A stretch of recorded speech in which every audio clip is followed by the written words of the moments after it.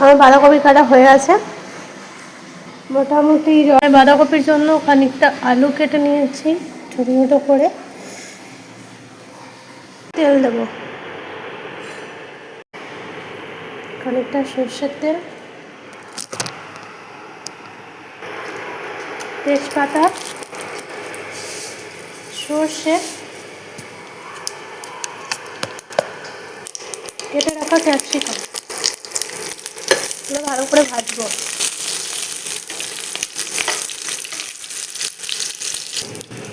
ভাজা হলে মশলাটা দিয়ে দেবো।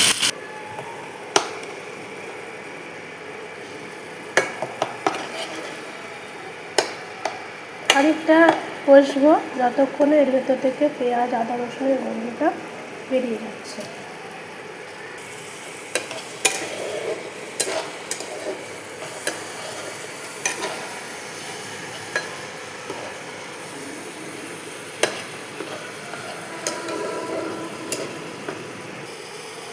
খুব সুন্দর একটা গন্ধ বেরিয়েছে। এবার আমি নুন দেব, হলুদ,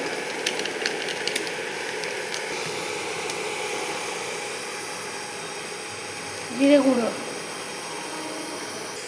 ধনে গুঁড়ো,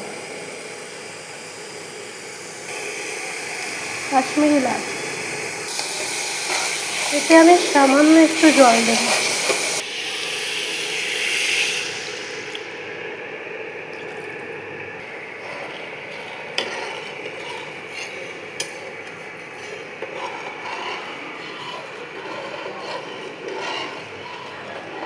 বাঁধাকপিটা এতে দিয়ে দেব। বাঁধাকপির যে জলটা থাকে, বাঁধাকপির জলে বাঁধাকপি সিদ্ধ হয়ে যাবে। ঠিক আছে, এটা হতে থাকুক, তারপর আবার দেখা হচ্ছে কিছুক্ষণ পরে।